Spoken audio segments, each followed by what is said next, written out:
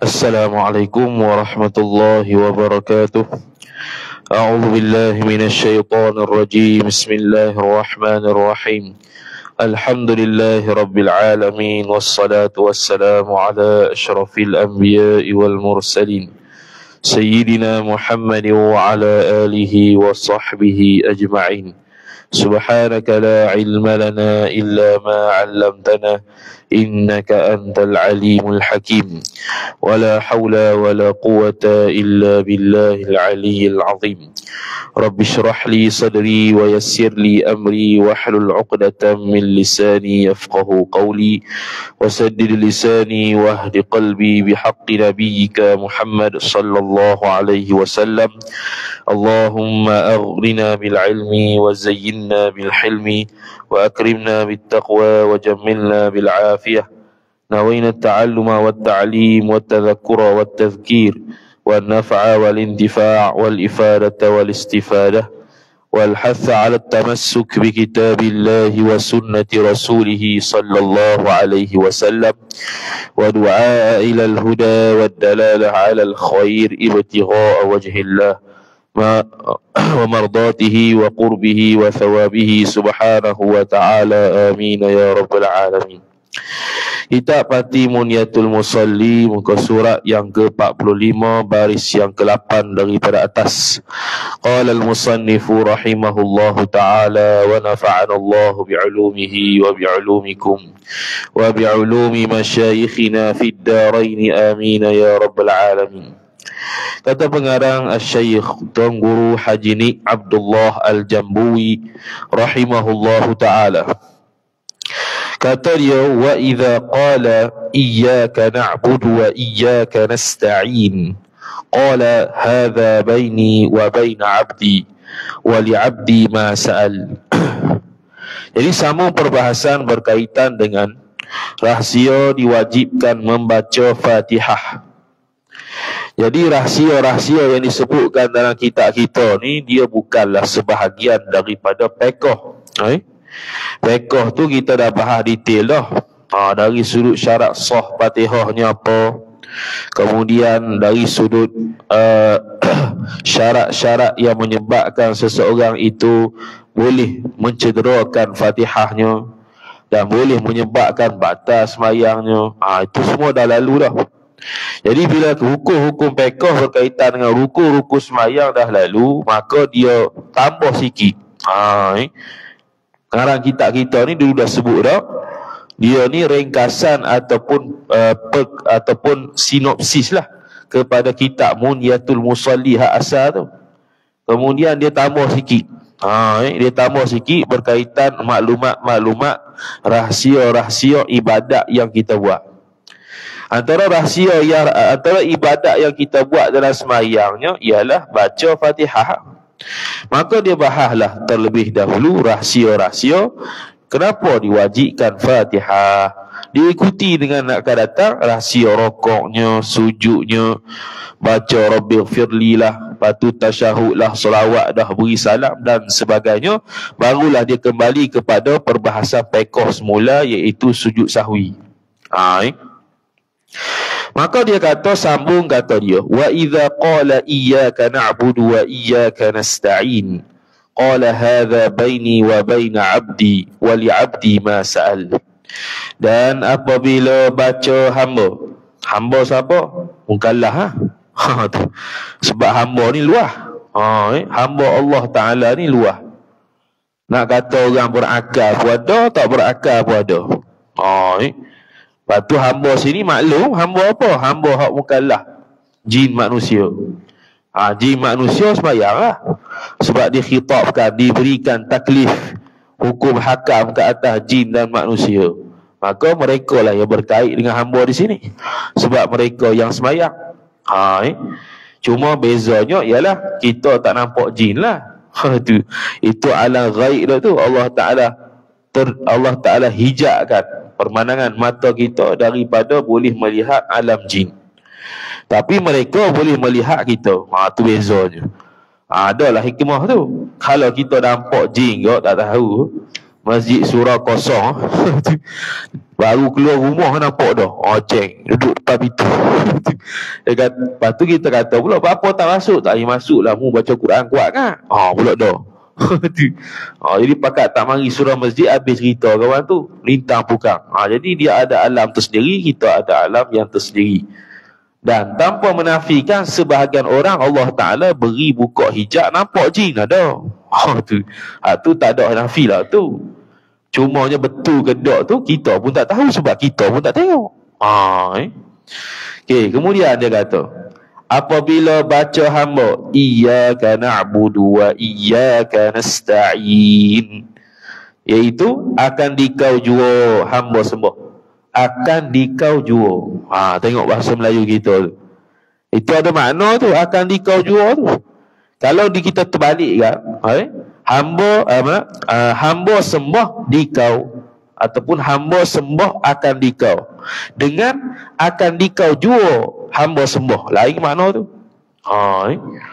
Mana lainnya? Kalau kita kata hamba sembah akan dikau, nokta, adakah kita dapat menafikan sembah selain dia tu? Tak dapat nafikan. Boleh jadi sembah lain.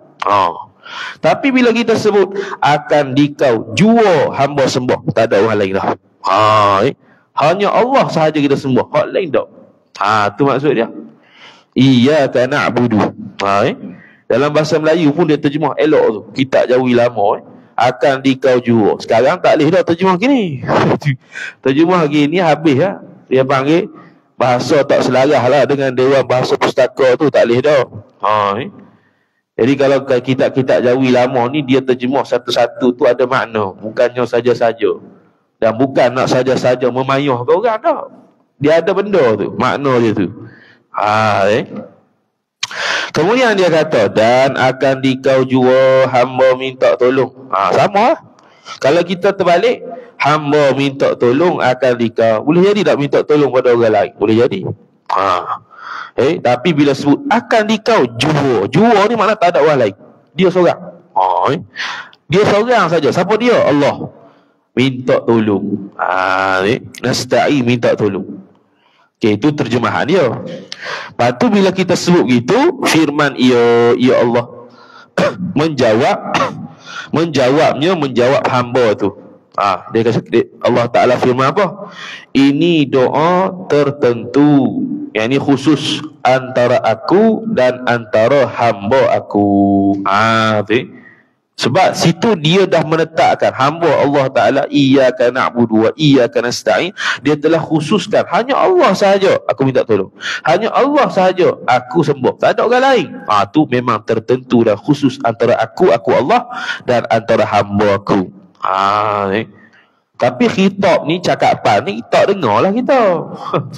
Tak dengar lah kitanya. Cuma bila kita baca gitu tu, Allah Ta'ala ada berfirman sedemikian, seperti mana dalam kitab kita sebut. Kemudian dia kata, dan aku berilah kepada hamba, dan aku berilah, aku ni Allah lah, berilah kepada hambaku akan sekalian perkara yang ia hambaku tu minta. Iyyaka na'budu wa iyyaka nasta'in. Jadi boleh makbul doa, boleh makbul. Al-Imam Al-Bajuri rahimahullahu ta'ala dalam kitab Tuhfatul Murid Syarah Jauharatut Tauhid, awal muqaddimah dia kata gini, nak kabul doa ni sebenarnya cukup dah sebut ya Allah sekian. Tapi sebab apa buat gitu tak jadi, tak makbul lah maksudnya. Disebabkan kita tidak mencukupi syarat-syarat doa. Syarat-syarat terima doa, bukan syarat-syarat tu makna kalau kita tak cukup syarat tak sah doa, bukannya jadi haram doa tu, bukan. Syarat terima doa tu banyaklah. Syarat terima doa tu antara yang paling besar sekali yang disebutkan oleh beliau, yang payah orang jaga, ialah makanan banyak syubhat. Makanan banyak syubhat. Makanan syubhat ni dia nak kata halal 100% dah, haram 100% dah. Syubhat. Sebab tu dalam bab syubhat ni, fiqh dia ada halal, dia ada haram.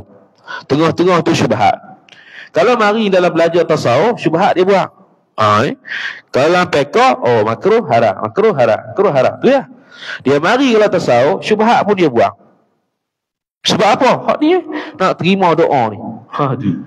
Nak terima doa ni perlu hati yang bersih, perlu hati yang suci. Bukannya zahir saja minta berumbang, amal gitu, amal gini, baca Quran gitu, zikir gitu, tapi tak dapat pas sudah. Tanpa menafikanlah doa tu tak mesti makbul, tak wajib makbul. Pun Allah Taala doa kita tu boleh Allah tolak, boleh Allah terima. Ni cerita dari sudut kenapa tidak makbul. Bukan dari sudut asyik-asyik tak makbul, asyik-asyik tak makbul. Allah Taala tak dengar ke tak, bukan tu. Tu. Antara punca dia kata makanan banyak syubhat. Lepas tu kalau kita tengok turu Melayu dulu, Allah, bab syubhat ni memang hebat. Bab warak lah, orang yang tolak syubhat ni warak dia panggil. Bahasa mudah kita panggil warak. Bab syubhat sangat hebat turu Melayu kita saja. Tak payah hak imam besar, hak dulu tu, hak turu kita pun sedap dah, hebat dah. Tambah kalau tok guru tu dia jenis peseng kaki ahli tasawuf pula. Memang hebat bab makanan. Ada jumpa makanan, orang tu dia tak akan makan makanan ayam biasa di pasar, melainkan sembelih sendiri. Ada gitu. Tu. Sebab apa gitu? Okey, satu lagi ya. Bab warak ni tak boleh hukum korang, hukum diri sendiri saja. Warak ni bagi korang habis cerita, warak ni bukan hukum syarak yang disebar luaskan untuk orang awam, tidak. Tu sendiri-sendiri. Jadi dia memilih untuk tidak beli ayam di pasar, dia sembelih sendiri. Kerana mungkin ayam di pasar sembelih tak betul. Tu sebabnya. Bukan dia menuduh dah diri sendiri. Mungkin. Mungkin itulah dia ada sedikit keraguan, dia tak makan ayam pasar. Ada saya jumpa pelajar Uniza. Dia budak apa Quran. Dia tak makan terus makanan darat, dia makan makanan laut je. Tak makan makanan darat, ayam tak makan kecuali makan ayam tu sembelih sendiri. Ada lagi apa pasang itu? Pelajar tu dia hafal Quran lah. Memang masih lah hafal Quran tu, lancar lah. Memang hebat tu. Bab makanan pun jaga. Bab ilmu ni senang lah. Bab menghafal senang lah. Tu. Ada lagi pasang itu? Ada lagi. Tu pelajar biasa. Tok guru tu tak kata lagi hebat lah. Cuma nak kata ada lagi. Begitu orang zaman sekarang. Ni kedai Cina masuk juga. Makan. Jeng tu. Ketiau, mi, sedap kedai Cina. Masuk. Kedai Melayu Belambak ada kedai Cina juga masuk. Lain lah kalau kut lah Pulau Pinang tu banyaklah kedai Cina. Ni kedai Cina 1-2 je. Kedai Melayu banyak masuk juga kedai Cina tu, heran tu. Tak tahan lepas Malaysia. Jeng. Pakai kepiah masuk. Allah. Okey. Kemudian dia kata, habis tu, wa idza qala ihdinas siratal mustaqim siratal ladzina an'amta 'alaihim ghairil maghdubi 'alaihim waladdallin qala hadza li'abdi wa li'abdi ma sa'al. Dan apabila baca hamba, macam tadilah, hamba tu kena pada orang yang berakal, yang taklif, yang ada taklif jin manusia. Ihdinas siratal mustaqim hingga akhir. Dia tak sebutlah sampai akhir tu, dah sebut tadi dah. Hingga akhir tu bukannya sebut dalam sembahyang hingga akhir. Sampai waladdallin lah. Okey, dia kata, terjemahan dia, tunjukkanlah akan kami. Siapa yang tunjuk tu? Allah. Okey, tunjukkanlah itu suruhan tak? Suruhan. Dah kita suruh Tuhan ke mana? Sebab suruh ni biasa orang atas ke orang bawah. Suruh ni. Sini dia panggil, memanglah tunjukkanlah tu nampak macam suruh, tapi nisbah kita hamba kepada Allah, dia panggil minta. Dia panggil minta, tak panggil suruh. Kalau Allah ke kita, suruh lah. Semayanglah oleh engkau, suruh tu. Bukan minta tu, suruh. Bahasa kita je. Kalau kita minta ke Tuhan, Rabbana atina fid dunya hasanah, wahai Tuhan kami, berikanlah kepada kami, berikanlah. Suruh ke tak? Minta. Okey, kemudian Tunjukkanlah akan kami dan beri nampaklah ke dalam hati kami akan jalan yang betul. Tu terjemahan bagi ihdinas siratal mustaqim tu. Itu bukan terjemahan, itu tafsir. Kalau ikut terjemahan asal, hak tadi je, tunjukkanlah akan kami jalan yang betul. Hak tu ya asalnya. Tapi dia lebih sikit sebab di tafsir, bukannya terjemah semata. Tunjuklah akan kami, tunjuk ni ihdina ni kembali kepada hidayah. Hidayah, petunjuk lah. Setiap orang yang dapat hidayah ni hidayah ni Allah Ta'ala campak nur dalam hati dia untuk buat baik. Ada timbul rasa nak buat baik. Hidayah tu. Berasa nak pergi mayang ni. Hidayah tu. Berasa nak pergi ngaji kitab ni. Lama cuti raya. 3 bulan dah. Tak balik lagi. Pergi ngaji kitab ni. Ada hidayah. Ada dia panggil lintasan nak buat baik tu. Allah campak. Ada. Ni hidayah. Tapi belum tentu dia buat. Sebab boleh buat, tak boleh buat tu taufik pula. Kalau dia buat sungguh benda yang dia nak buat tadi, taufik dia bagi, dapat taufik daripada Allah Ta'ala. Khalqul qudrati lit ta'ah. Allah Ta'ala menciptakan kudrat untuk dia buat ta'at.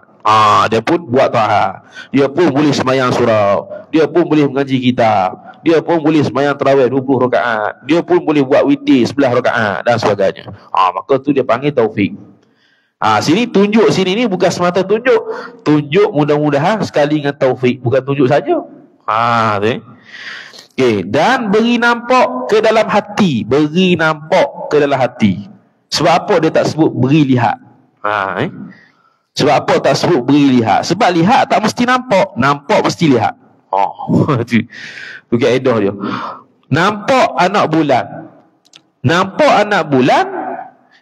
Lihat anak bulan belum tentu nampak anak bulan. Tapi nampak anak bulan mesti dia lihat anak bulan. Itu.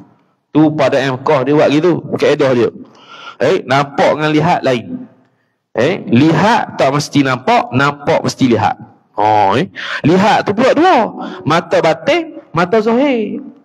Sini mata batin, hati. Tu. Hak yang mata zahir ada 2 biji ni lah. Hak pakai spek 4 biji. Hak tu mata zahir. Mata batin, hati. Beri nampak ni, beri nampak dalam hati. Makna batin lah. Mata batin, bukan mata hati. Bukan mata lendem. Mata 2 biji ni bukan. Mata hati. Beri nampak apa? Akan jalan yang betul. Jalan yang lurus. Jalan yang lurus tu apa dia? Islam lah.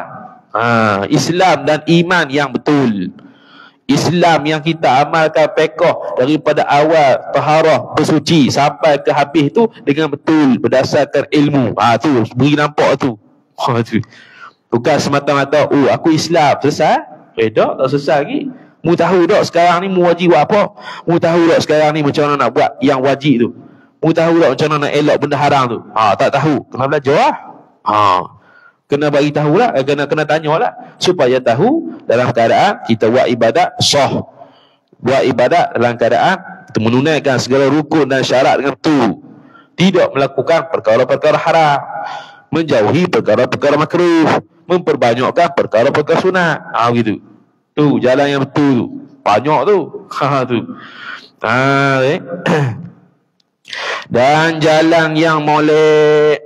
Molek dengan betul sama lah. Molek ni elok lah. Dia buh bahasa kampung sekali. Jalan yang molek. Molek tu yang betul. Sama je. Kalau orang mengaji kaedah panggil atah muradif. Kemudian ialah jalan yang telah engkau. Jalan apa tu jalan yang betul? Jalan yang telah engkau Allah beri nikmat akan nabi-nabi dan salihin. Orang-orang salih. Orang salih ni orang baik. Jalan apa? Jalan para nabi. Tu tak ada dalam Fatihah tu. Tu tafsir bagi an'amta alaihim. Engkau beri nikmat atas mereka. Siapa mereka? Nabi-nabi, ulama, salihin, awliya illah. Orang baik lah. Bukan orang jahat. Bukan orang kufur. Bukan orang maksiat. Bukan orang fasik. Beri nikmat akan nabi-nabi. Beri nikmat apa ke nabi?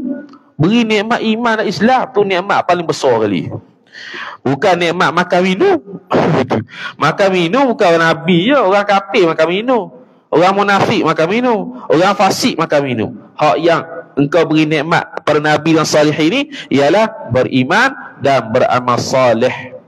Tu dia punya nikmat yang paling besar. Kata Syekh Nawawi Al-Bantani rahimahullah dalam Bahjatul Wasail bi Syarhil Masail, jannatul ajilah, jannah syurga yang hak cepat ni ialah orang yang beramal dengan ilmunya. Tu nikmat yang cukup besar.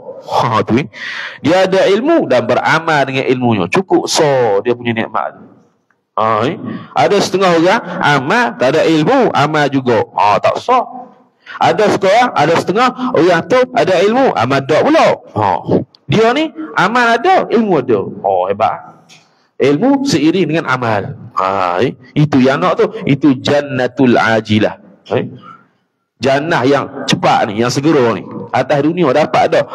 Berasa nikmat dah macam syurga, iaitu orang ahli ilmu yang beramal dengan ilmunya. Tu.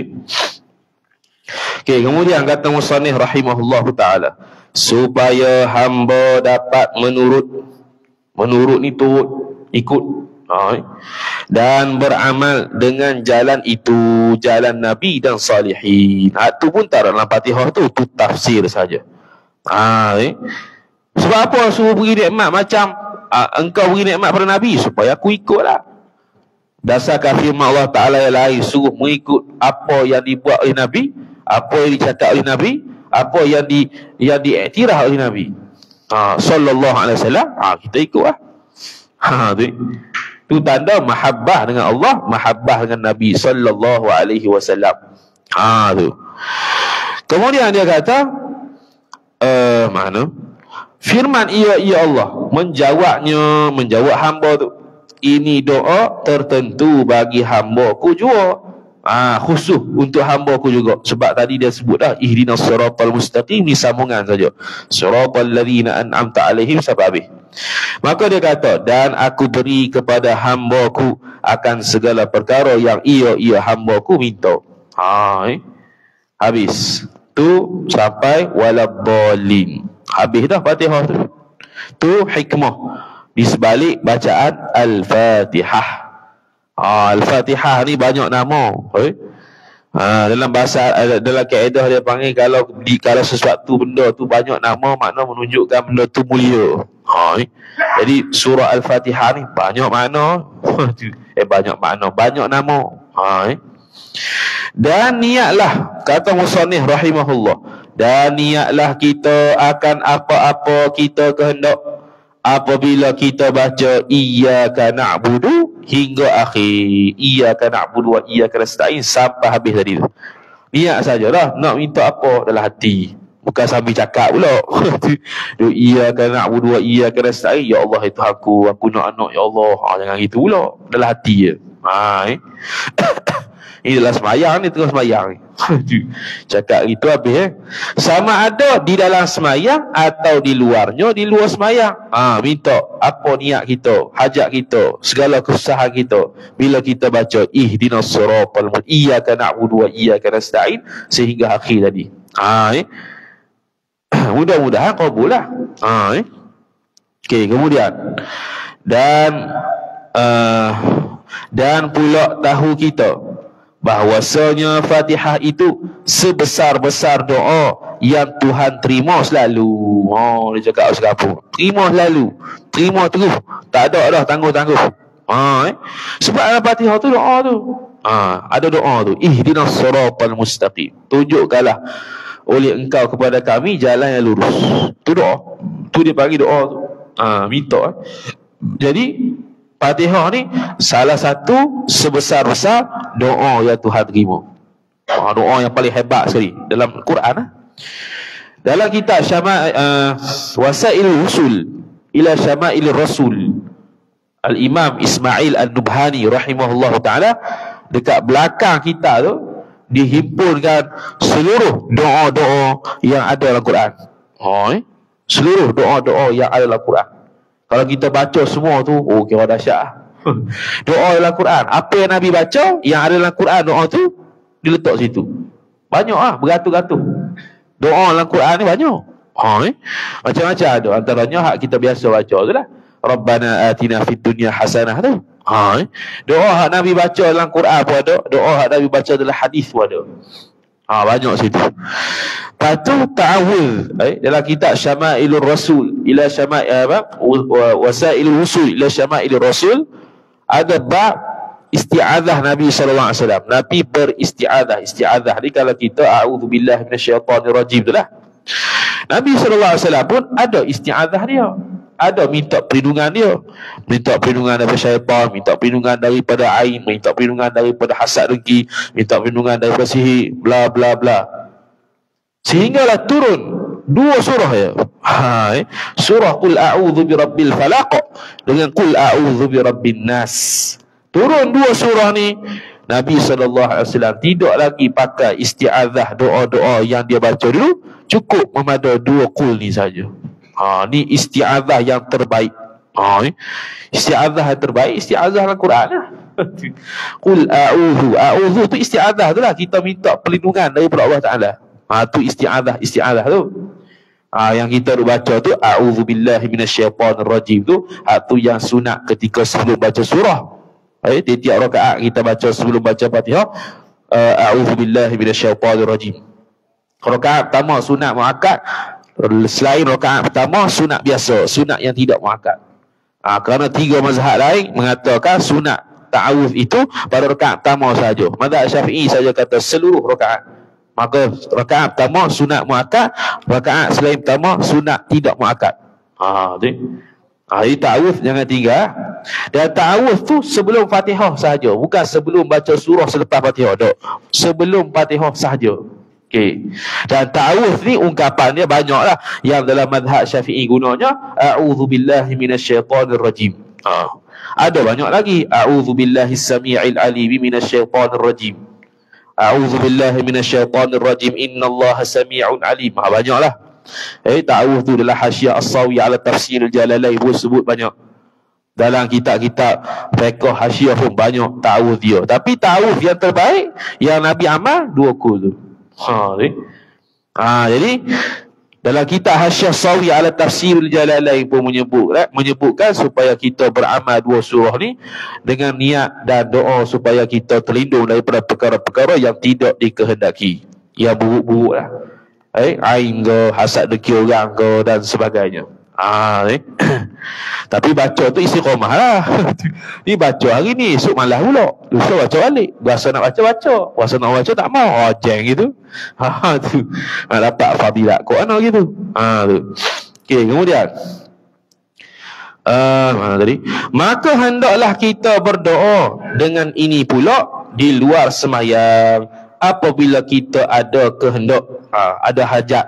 Ada kehendak tu ada hajat. Doa lah pula lepas pada tu, lepas mayang. Antara waktu yang paling afdal, antara waktu yang waktu qabul doa tu lepas mayang. Lepas tu lepas mayang jangan cabut paling kurang doa sekejap je. Paling kurang lah doa lah apa. Paling tidak Rabbana atina fid dunya hasanah tu. Tu paling kurang lah. Jangan biar kosong. Dan satu lagi, antara tipu daya. Antara tipu daya hawa nafsunya, kita doa kerak berasa tak makbul. Tu bahaya. Lain kali malah doa bukan dapat pun. Bahaya tu. Itu tipu daya nafsu ke atas diri kita. Teruskan berdoa. Memanglah kita ni kadang doa tak dapat terus sebab kita bukan Nabi. Itu bukan Rasul. Kadang doa tu dapat, kadang doa tu dapat lambat, kadang doa tu dapat segera, kadang doa tu tak dapat langsung tapi dapat di akhirat. Jadi ada manfaat dia. Jadi sentiasalah kita berdoa walaupun tak tahulah makbul ke tak makbul ke, kita usaha dah supaya mungkin. Doa tu hak munasabah lah. Jangan doa hak mustahil pula. Ya Allah itu aku nak naik ke bulan. Habis lah. Bila nak dapat begitu. Biar yang munasabah sikit. Doa-doa Nabi SAW semua doa yang bersifat munasabah dan umum. Tak terlalu khusus dan tak terlalu keluar daripada apa yang dia kehendak. Maintain ni doa Nabi SAW. Kemudian serta angkat tangan kita ke langit. Angkat tangan kita ke langit. Dalam kitab Hasyiah I'anatul Talibin ala Fathil Mu'in dia sebut. Sebab apa kita angkat ke langit? Sebab apa? Sebab angkat ke langit itu sebab langit itu kiblat doa. Pertama. Sebab langit itu tempat turun rahmat. Kedua. Sebab langit itu tempat turun rezeki. Tiga. Sebab langit itu tempat turun keberkatan. Empat. Sebab tu kita tadah langit tu. Bukan kata Tuhan duduk situ. Kalau tadah langit itu kata Hasyiah I'anatul Talibin, apa ya? Tempat turunnya keberkatan, tempat turunnya rahmat, tempat turunnya rezeki dan kiblat doa. Empat tu. Jadi tadah tangan, tak ada ke tanah, tadah tangan ke tanah tak ada. Kecuali tolak bala. Tolak bala lain tak? Ni nak minta tolak bala begini. Ni tolak bala, hak ni minta. Kalau Tunggu Haji Sahimi Dungun hafizahullah taala bila dia baca Rabbana atina fid dunya hasanah, tu minta. Wa fil akhirati hasanah wa qina adzabannar. Dia cerita gitu. Wa qina adzabannar tu kita bukan nak minta neraka tu, kita nak jauh dari neraka. Tu dia buat gitu. Kita tengok nak beri semua anu dia semua gitu. Bila wa qina adzabannar dia gitu. Okey, kemudian kata musannif rahimahullahu taala. Mana tadi? Maka hilang dah. Kehendak serta angkat tangan kita lagi. Inilah kebanyakan orang-orang Arab yang alim dan tidak alim di Mekah. Ginilah. Habis. Kemudian kata musannif rahimahullahu taala. Dan kerana Fatihah ini ialah doa yang Allah terima selalu. Macam tadilah, seperti nas hadis itu. Hadis tadi kita baca panjang-panjang tu. Bila sebut iyyaka na'budu wa iyyaka nasta'in, Allah sebut apa? Maka sebab inilah tidak boleh baca yang lain daripada Fatihah pada tiap-tiap rakaat. Tu hikmah dia. Sebab tu doa yang paling makbul sekali dalam Al-Fatihah, paling besar sekali dalam Al-Fatihah. Maka tidak boleh baca hal lain. Tu dalam mazhab Syafi'i dan jumhur ulama lah. Mari mazhab Hanafinya, bacaan Al-Fatihah ni kesempurnaan sembahyang, bukan syarat sah sembahyang. Tapi bukan suruh dia tu tinggal Fatihah dia baca Fatihah. Baca Fatihah tu dianggap kesempurnaan sembahyang bagi dia, bukannya syarat sah sembahyang. La salata, tidak ada sembahyang bagi orang yang tak baca Fatihah. Tidak ada sembahyang. Atau khilaf ulama mazhab. Apa tidak ada sembahyang tu? Tidak sah ke tidak sempurna? Khilaf. Mazhab kita tidak sah. Tidak sah sembahyang tanpa ada Fatihah. Mazhab selain mazhab kita, mazhab Hanafi, tidak sempurna Fatihah. Tapi bila kita pergi sembahyang dengan mazhab Hanafi, dia baca Fatihah. Bukan makna dia tak baca Fatihah. Teragi masjid-masjid yang jenis mazhab Hanafi, kat KL ke kat Penang ke ada lah. Kalau kat Penang tu dululah, tak tahu sekarang dulu ada Penang masjid Kapitan Keling. Dia khutbah pun bahasa Keling. Punya nak kata tu. Khutbah pun bahasa Keling tu. Kalau nak tahu, kalau nak duduk saja tak mau faham apa, pergi situ. Apa dia cakap atau dia gelak saja. Tak faham. Apa dia cakap tu. Tu. Ataupun kat KL ke, KL pun banyak juga masjid Pakistan lah. Cuma subuh dia pelik sikit lah. Subuh dia lambat. Lambat gila lah. 30 minit lepas azan. Baru nak sembahyang. Kira orang tu bangun tidur, mandi pun sempat lagi sembahyang subuh. Kau biar. Itu mari awal tu kira menyesal. Allah, bila nak qomat ni? 30 minit lambat. Dia memang lambat sikit. Tu mujur 30 minit. Kalau 40 minit habis cerita kita ni. Dekat-dekat nak habis tau. Tu mazhab dia gitu. Asar dengan subuh lambat sikit. Lepas tu kunut tak ada. Biasa tu kunut tak ada. Lepas tu bacaan surah tak ada bismillah. Biasa bismillah tak kuat. Okey, kemudian mana dia? Yang lain daripada habis selesai. Rahsia rokok dan sujud dan makna Rabbighfirli. Rabbighfirli ni kita baca ketika mana duduk antara dua sujud. Rabbighfirli tu. Soalan, boleh tak baca tempat lain? Boleh lah, tak batal. Cuma tak dianjurkan baca selain pada tempat dia. Kata Imam Al-Mahalli rahimahullah ta'ala, 3 benda tak batal cakap sembahyang. Pertama, zikir. Kedua, Quran. Ketiga, doa. Doa Arab lah. Tak batal. Tapi kalau selain bertiga ni, batal. Cakaplah apa-apa. Kalau berlega tiga ni tak, walaupun bukan tepatnya. Duk rokok saya saja tu, imam lambat rokok baca Baqarah balik. Boleh lah. Boleh tu bukan suruh buat tu. Tapi tak batal. Boleh tu bukan suruh buat. Nak kata tak batal kalau buat. Doa i'tidal. Lama tu imam i'tidal. Boleh sempat doa lagi. Doa lah. Tu. Kemudian, dan kerana apa Tuhan fardukan rokok dan sujud? Sebab apa? Dan suruh baca Rabbighfirli. Dalam kitab baru baca semalam, tak ingat dah kitab apa. Kenapa sujud 2 kali? Kenapa sujud 2 kali? Dia ada banyak cerita kenapa sujud 2 kali ni. Antaranya dalam kitab Pati Musalli dulu. Dia kata apa dulu? Ketika Nabi SAW Mi'raj, dia nampak malaikat sujud. Kemudian Nabi bagi salam, dia pun duduk antara 2 sujud, jawab salam, sujud balik. Tu antaranya. Antaranya lagi, kata para ulama, sebagian ulama, ketika mana Allah Ta'ala suruh sujud, tiba-tiba Iblis tak mau sujud. Iblis tak mau sujud, maka para malaikat duduk antara 2 sujud nak tengok kenapa Iblis tak mau ikut dengar perintah Allah Ta'ala ni. Maka Allah Ta'ala melaknat Iblis ketika itu. Maka malaikat sujud kali kedua kerana takut dan bersyukur mereka tak dilaknat oleh Allah Ta'ala. Tu yang jadi 2 tu. Situ kata sebagai ulama. Jadi ada banyak hikmah lah 2 kali sujud ni. Tu salah satu cerita. Okey, kemudian kata musannif rahimahullahu ta'ala, jadi sujud ni rukun yang paling besar, yang paling agung. Sebab dia saja satu rakaat ada 2. Tak ada dah rukun lain yang ada 2, kecuali kalau sembahyang gerhana lah. Sembahyang gerhana ada 2 kali rukuk. Sujud tak ada tambah 4 kali dah, tak ada lah, 2 kali juga. Dan suruh baca Rabbighfirli dalam duduk antara 2 sujud. Rabbighfirli sampai habis ya. Rabbighfirli warhamni wajburni sampai habis. Jawabnya, apabila Tuhan telah terima doa Fatihah, dia berkesinambungan lah daripada tadi.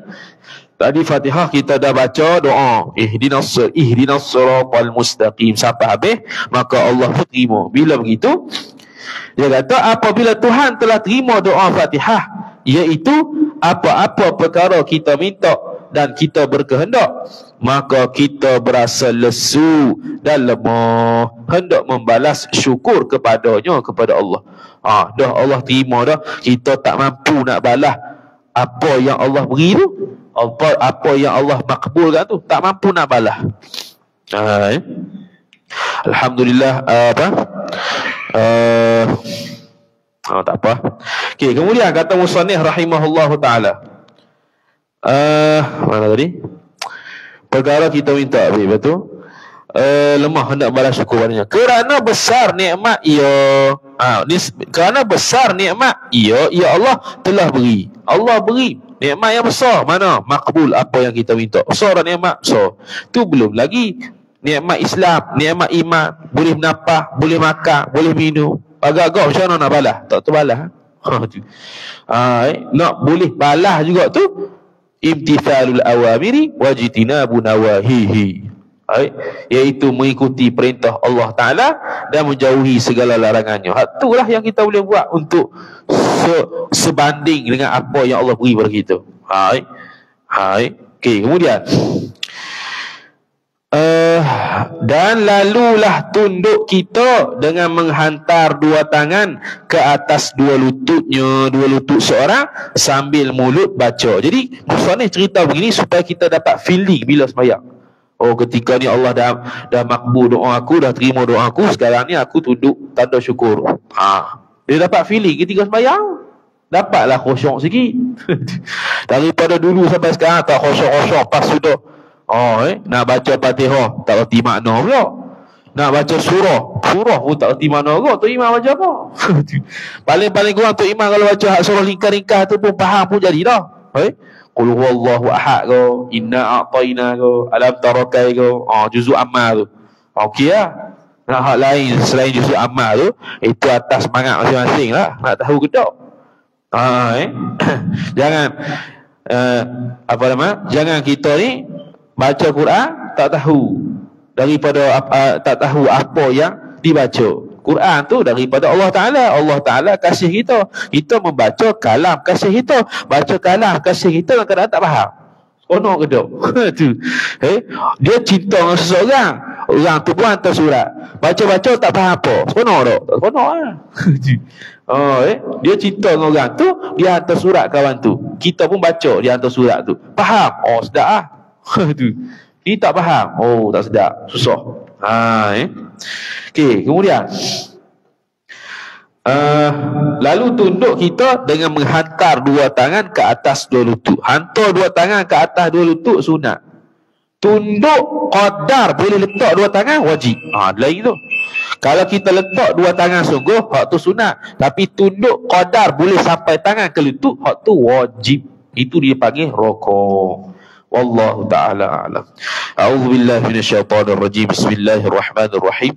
Alhamdulillahi rabbil alamin wassalatu wassalamu ala asyrafil anbiya'i wal mursalin sayyidina Muhammadin wa ala alihi wa sahbihi ajma'in. Allahumma zidna ilma warzuqna fahma. Allahumma zidna ilma warzuqna fahma. Allahumma zidna ilma warzuqna fahma. Wa sallallahu ala sayyidina Muhammad wa ala alihi wa sahbihi wa baraka wa sallam. Walhamdulillahi rabbil alamin. Wassalamualaikum warahmatullahi wabarakatuh.